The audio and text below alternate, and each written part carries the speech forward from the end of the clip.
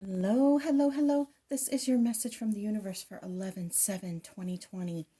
This is the rune Degas. Degas is the rune of breakthroughs and transformations. And before we go any further, I want to say I know the light is weird, y'all.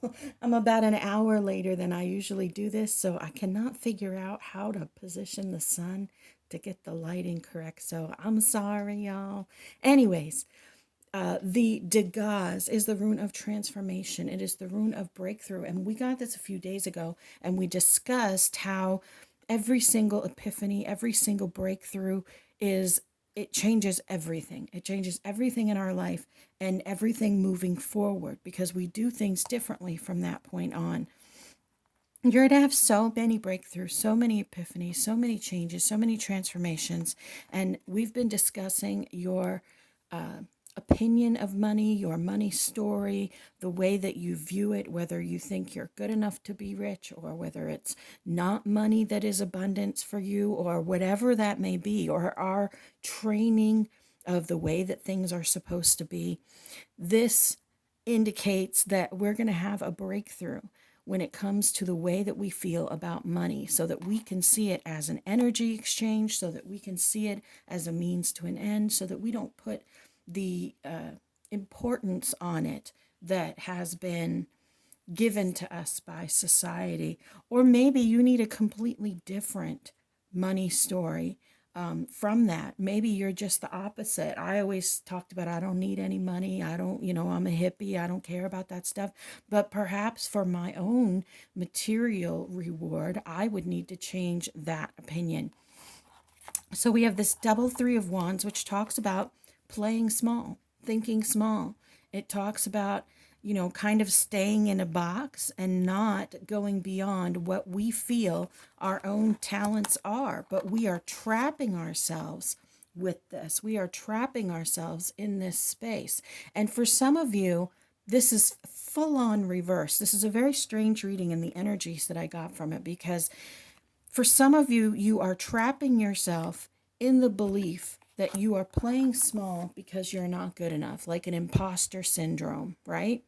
And and the opposite of that is that you are playing small or trapping yourself with the belief of imposter syndrome that you are bigger than you are, more successful than you are. Many of the manifestation techniques tell us to act like we have it all so that we can move forward. But for some of us, that literally keeps us trapped because we see very clearly and feel the difference between the abundance and self-worth that we're talking about and where we actually think that we are. We aren't able to fully embrace and feel those affirmations of, grandeur, because we aren't able to see past it.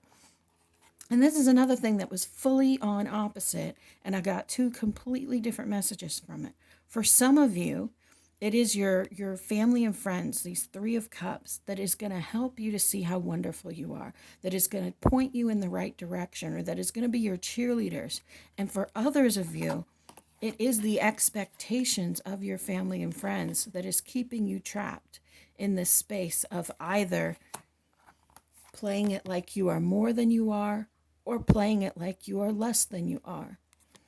It's a lot of this is about self-deception.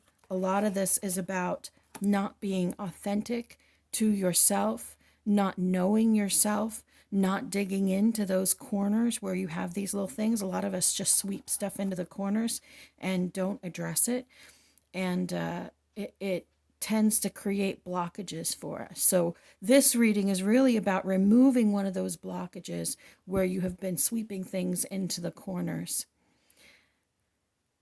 I know that this is a difficult time for everyone on 11/7 here in the States and probably around the world.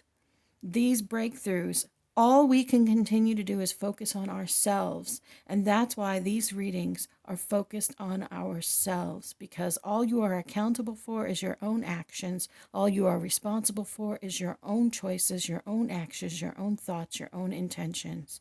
So love yourself, be kind to yourself, embrace yourself. If you're able to surround yourself with people who love you, do it. And if you're not, you are people who love you, and surround yourself in the love of the universe, of that God that's within you. You are beloved, you matter, and you are so very loved.